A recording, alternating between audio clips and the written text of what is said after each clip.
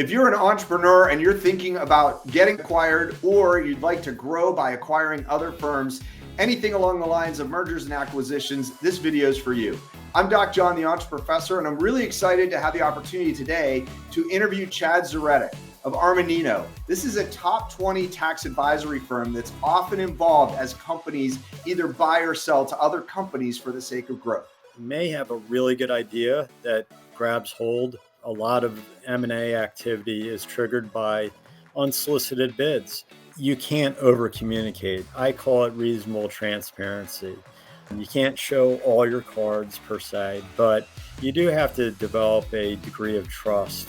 If you can't clearly articulate what the expectations are, you better go back to the drawing board. It's hard for people to reach the end goal when they don't know what the expectations are. Chad, thanks for being here. Really glad to have you on the channel. Well, thank you, John. I appreciate it. Looking forward to our discussion. Excellent. Well, tell me a little bit about your background and experience, just to give us some context. Sure. I'm a partner with Armanino, and we're a top 20 audit, tax, and consulting firm. My specialty is mergers and acquisition consulting, and specifically working with companies that are either prepping for sale themselves or acquiring other companies. I've been doing it for a fairly long time. About 26 of my professional years have been spent in the M&A space, and then a handful of other years in audit and corporate finance. Excellent. Well, let's start with, I'd be really interested in your perspective on what kinds of founders or owners should be thinking about mergers and acquisition. What are some of the conditions and situations? I selfishly, but also unselfishly, suggest that everybody should be. And here's why. It may not be part of your strategy, but you may have a really good idea that grabs hold.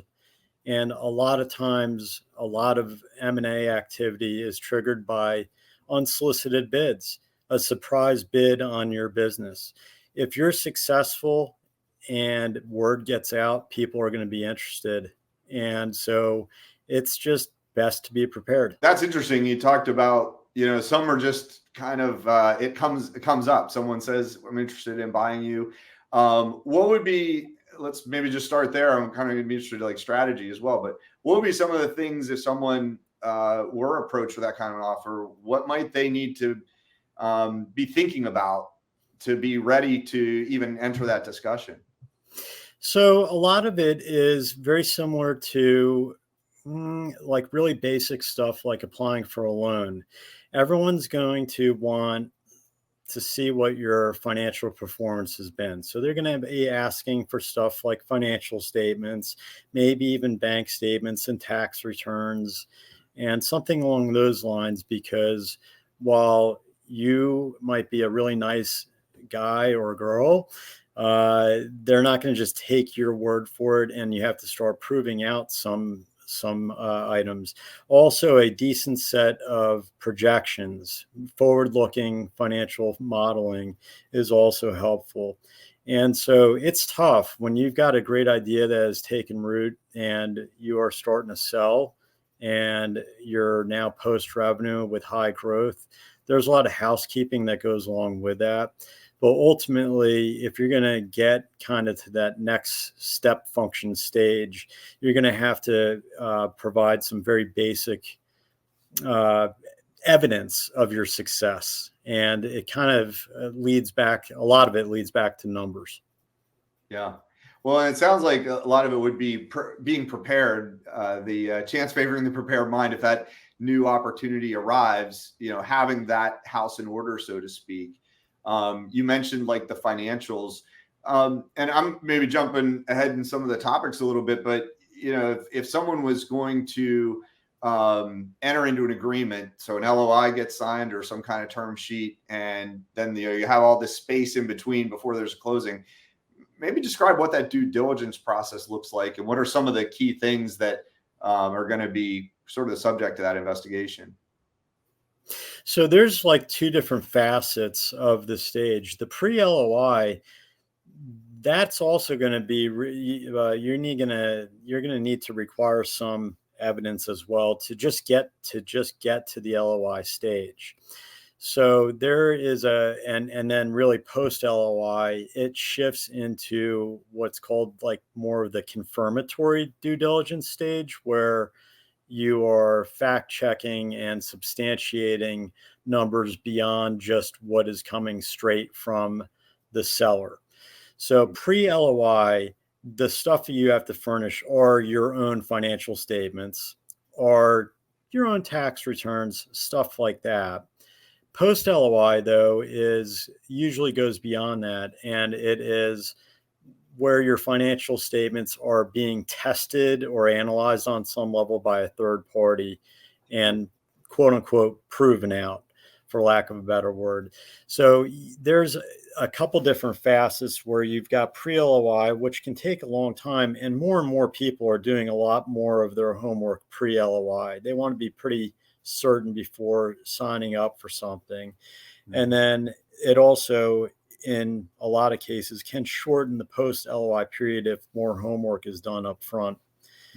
During the LOI stage, though, you're not only dealing with accountants like myself, you're dealing with lawyers, you're dealing with insurance people, you're dealing with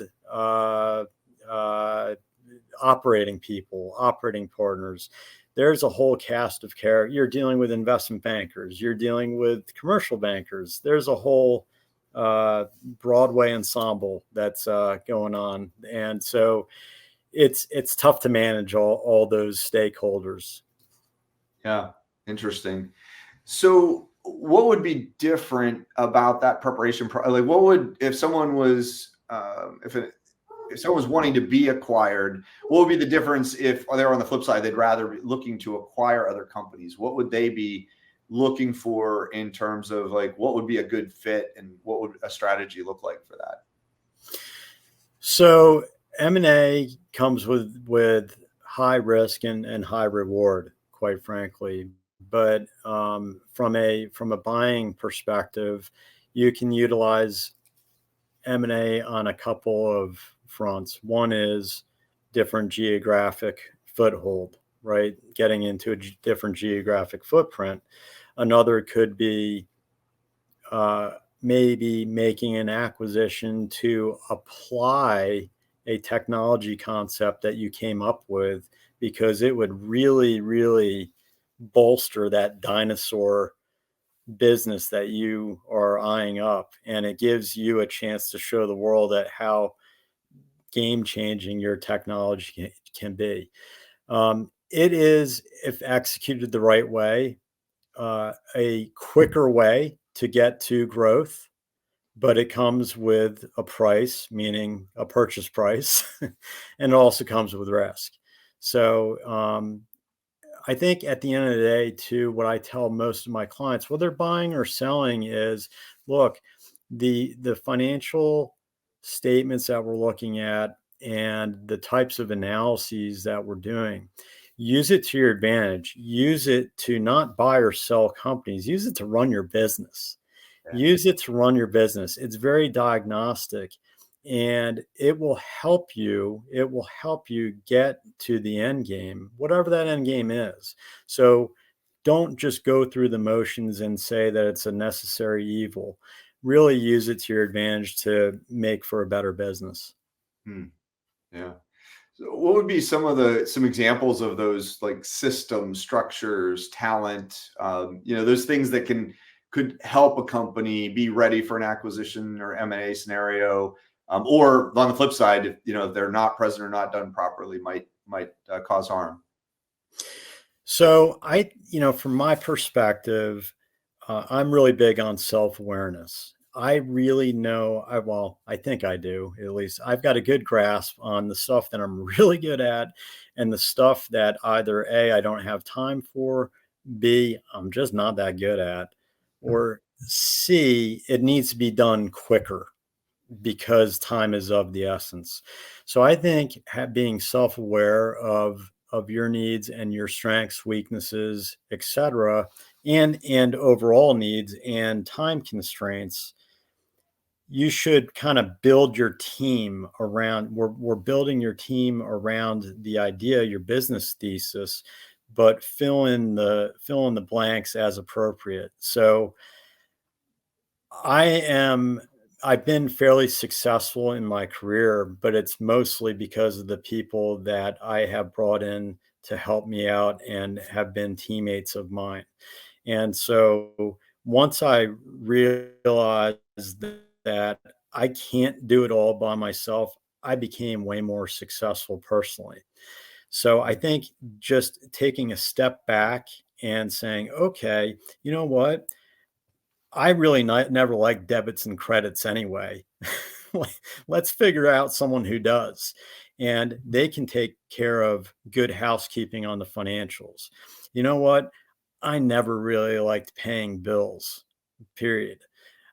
Let's figure out someone that can, manage that process and make sure people are getting paid on time and vendors getting paid. You know, I never liked cold calling.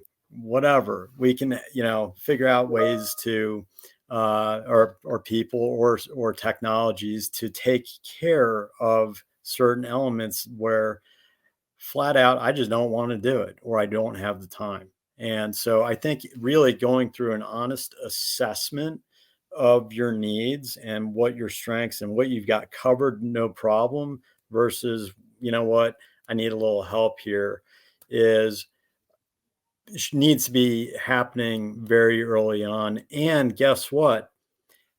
We are always reevaluating. You're going to come to different crossroads at different stages of your journey anyway. So it's kind of taking a good inventory right out of the gate, but also keeping up with that inventory. Yeah.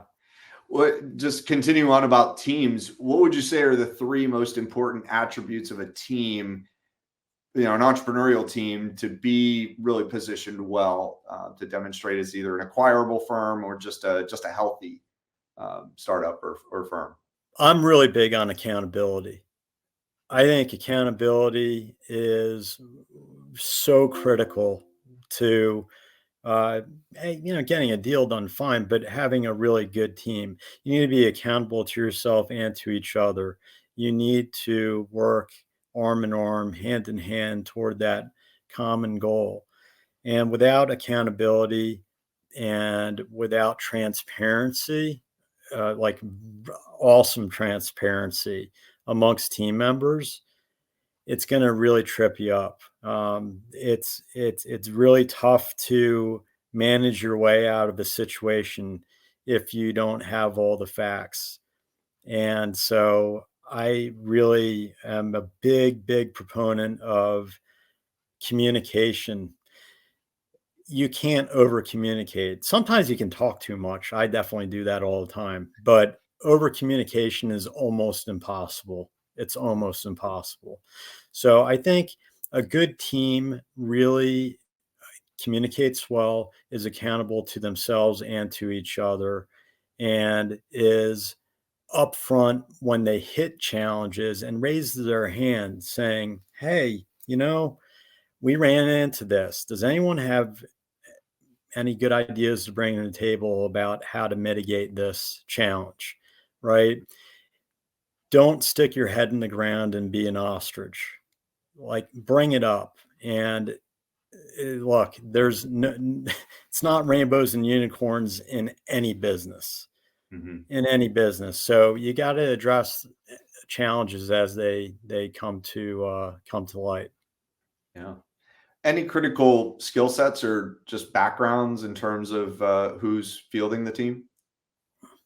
Yeah, I think it really pays dividends to have a team that is very complementary to each other in terms of what they bring to the table.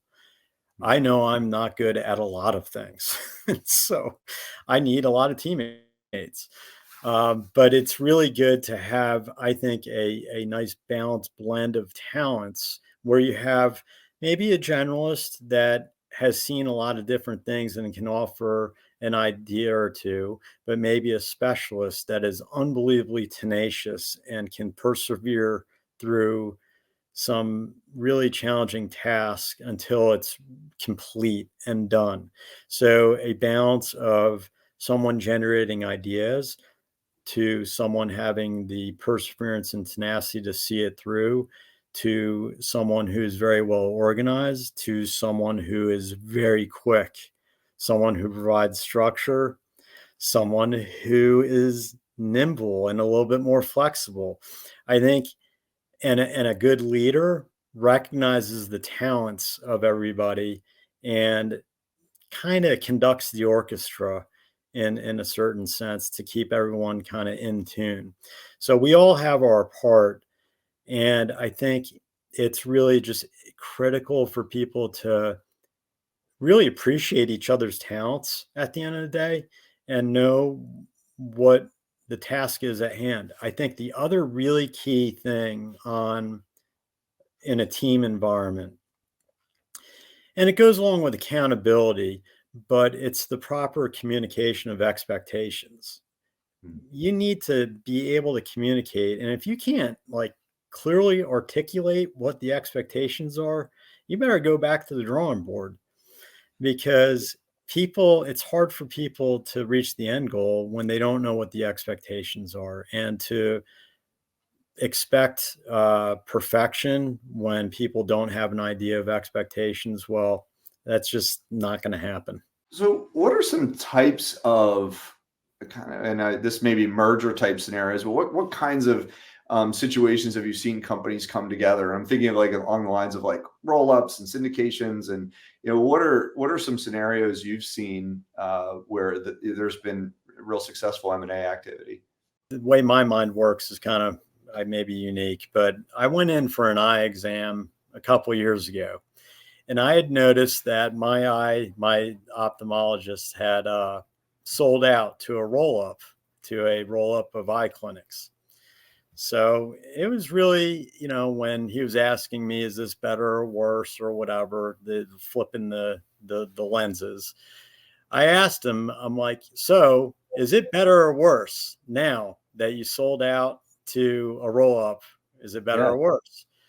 And we had a really good conversation. In this case, it was better. It was actually, what he got in return was they took care of really things that he had challenges with, like recruiting, Mm. like billing, like insurance reimbursement, like a lot of the administrative housekeeping. He just wanted to practice his craft, which was help people see with the right prescription, and it allowed him to do that. And so in that case, it was a win-win. I Mm. have plenty of other cases where it wasn't so rosy. So it wasn't an eye doctor, but it was definitely worse. Mm. And that was where, quite frankly, people were not honest with one another at the time of the deal. And they didn't know, but neither party knew what they were really getting into, unfortunately. And it created a very contentious relationship post close. And ultimately both parties pulled out. Quite frankly, they ended up selling altogether to a whole nother buyer.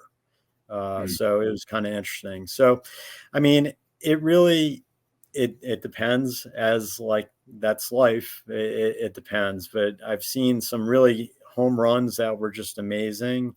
And I think in those cases, both the buyer and the seller got to know each other really well too, well enough. I mean, you have to keep, I call it reasonable transparency. Yeah. You can't show all your cards per se, but you do have to develop a degree of trust, and Mm. trust is very important. Again, kind of on the same accountability theme. Yeah. Well, I would think along with that, you see some of these, turn into like what you described, which I would call, it's either a continuation or an earnout or however you want to call it, where the person selling still stays in it. Do you see a lot of situations where the seller really just exits the business completely at that point? And, maybe what are the difference between those two and how they play out? Yeah. Well, I mean, so certainly I see a lot on all fronts. So with the baby boomer generation, a lot of those folks are retiring and a lot of them are exiting. I can tell you that COVID and going through COVID really fatigued, really fatigued all of us. But a lot of the baby boomers really did like kind of throw up their hands, and they are now exiting, and they're all also getting past retirement age, or in certainly in retirement age. And so it kind of boils down to, can they hand over the set of keys to an existing employee, or are they going to sell? And in those cases, a lot of times they are exiting outright. I mean, they don't want to work when they're 85. And if they're liquidating or taking some money off the table, that is their retirement, and they're going to go off into the sunset. I also work with a lot of Series A companies, and that are no longer pre-revenue. They've got some revenue, and guess what? They're hungry, and they can't. And maybe they just became profitable, right? Mhm. But they need some extra capital to kind of get to that next level. And they're generally younger owners, entrepreneurs that have zero desire to leave. They want to stay with it. They're not done yet. And so I think both scenarios, if you're purely exiting, even for the folks that are not going to continue with the business, they really care about that business a lot. So they Mhm. care about whose hands the business is going into. And so people care about that. And then if you're staying with the business, selling, taking some chips off, or just getting growth capital type, wow, it's really important that you get along with whoever is investing in you, because it is a relationship. And like any relationship, it can be challenging if it's not the right, parties. Yeah. What are some of the questions an owner might ask in that scenario? They want to stay with the business, so they're trying to vet out, is this, number one, this is somebody who can provide the capital I'm looking for, but is this someone I want to be in a kind of ongoing partnership relationship with? What are some questions they might ask to start to vet that out? It's a little bit reverse Shark Tank. At the end of the day, it. How meddling are you going to be in this business? I mean, meaning probably ask it a little more tactfully than that, but what is the involvement that the investor is going to have in the business? What can I rely on you to help this business out? Is it just dollars? And maybe that's fine. Maybe that's what the entrepreneur wants. Mhm. Um, but how have you helped other companies? What's your style like? How long do you plan on keeping your investment in us? Mm. When are you going to want to exit your investment? Who do you usually exit to? Mm. Um, what types of relationships do you think you can bring to the table to help the growth, and be part of the success story in the next phase of this company? Um, how often do you want to reports? What kind of dashboard reporting are you looking for? There's like a whole host of stuff that, I mean, I'd probably break it out into more like personality and qualitative type factors. Just how do you do business, and Mm. what's the family environment like on some level? What is that ecosystem like, and how do you communicate? What is your style? To more of the quantitative factors, uh, like getting down to ROI, length of investment, types of financial reporting, expectations on financials, all of that stuff in another bucket. It's all important, but if you're selling out to a different later stage VC or a private equity group, they really do all have their own personality and styles, or a family office, quite frankly. So Mhm. some of them have much longer term, hey, we just are enjoying the dividend we get from this cash flow, and we're going to leave you alone as long as business remains good, to hyper involvement where they really are aggressive at pushing you to the next level. So there's a lot to think about, and it really depends on what you want out of it and how their philosophy matches with yours. Hmm, nice. So maybe just to go in a little deeper on one thing you just mentioned there, because I find not everyone's familiar with this. Talk a little, just could you just describe real briefly what you mean when you say family office and how that works as an investor? Because I think a lot of times those that are raising capital don't necessarily understand what that means, and what that investor looks like if they're looking for someone to invest in that category. So this is kind of, I'll call it stereotypical definitions, right? So there's probably exceptions to every rule. Typically, a family office has a much longer term investment strategy, and they are generally investing in either asset heavy or cash flow rich, stable businesses with good predictability, and they don't like surprises. They like certainty. It doesn't necessarily have to have hyper growth or any, it doesn't necessarily. And so that's what a lot of them look for. I mean, and they're generally known as longer term, investors at the end of the day. Private equity, there's a really wide array in that space. I mean, it's there. There's earlier stage private equity, early stage private equity versus late stage VC. I don't know. I don't know if there's really a difference. Like, they both are shorter term in focus and probably more focused on the high growth situations, and probably have shorter hold periods on their investments. Traditional later stage private equity is somewhere in between the family office approach and the early stage PE, late stage VC.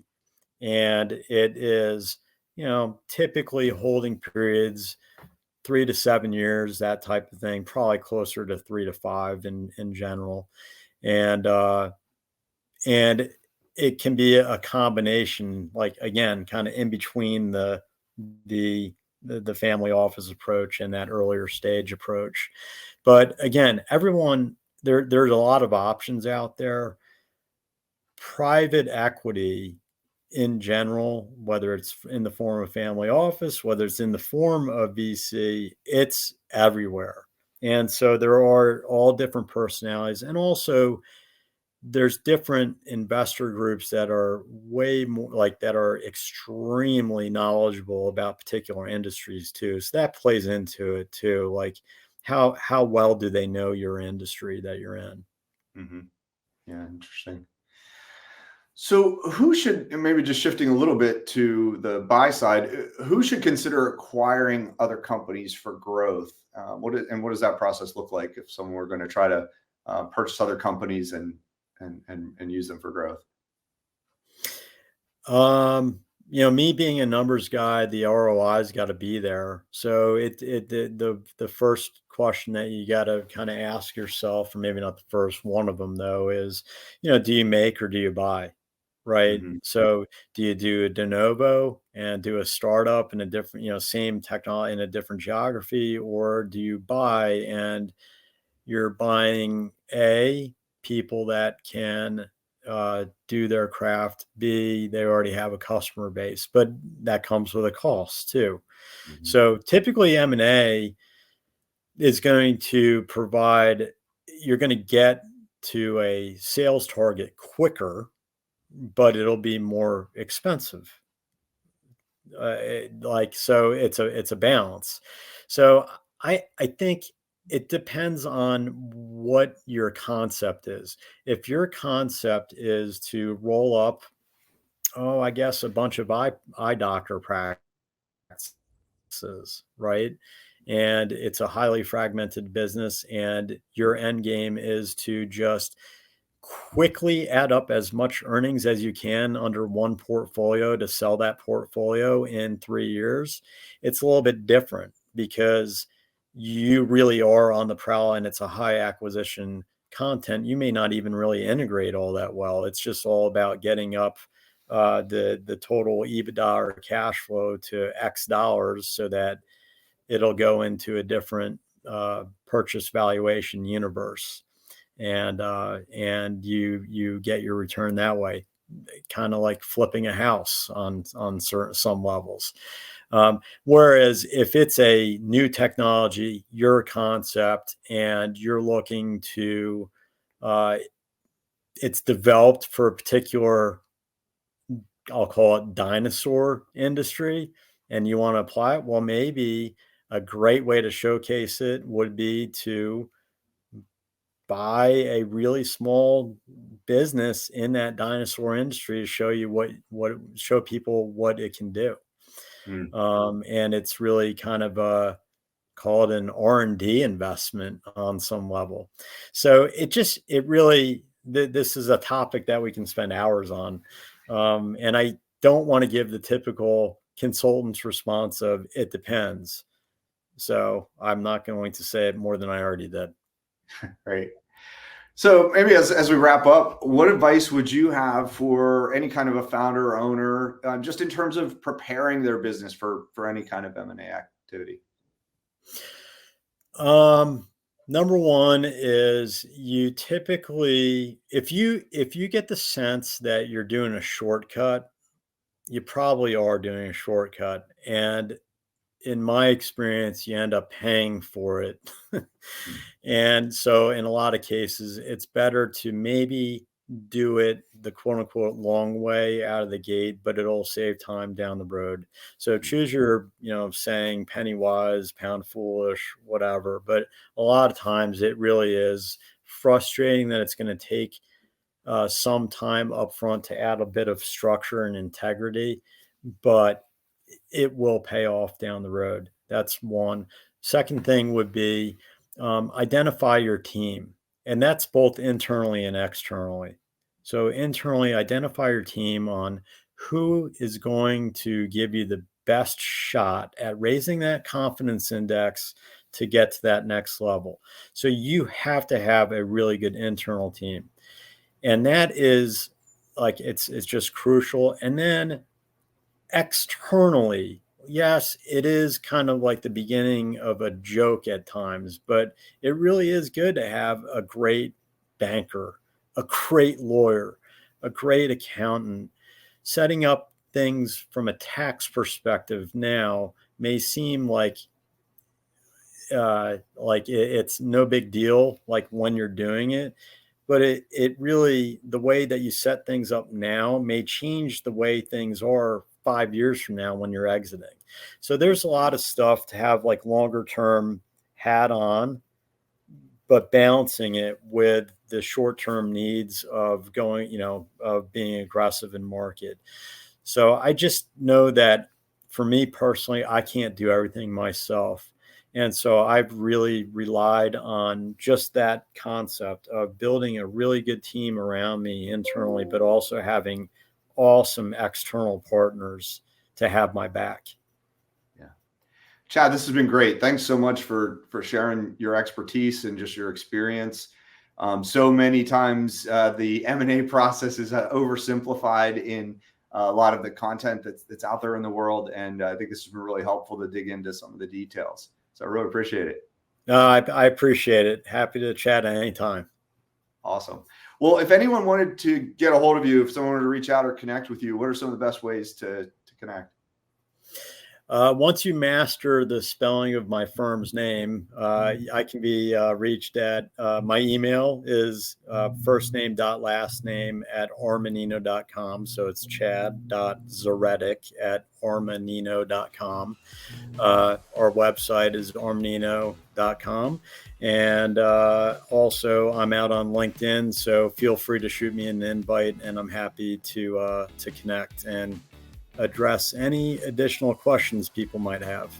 Great. Thanks, Chad. And if you're watching this video and you like this type of content, you want to see more interviews like this, or just information about how to successfully launch, grow, and thrive, subscribe to the channel, check out some of the other videos, and definitely hit that notification bell because we'd love to keep communicating with you. As I always like to say, keep going.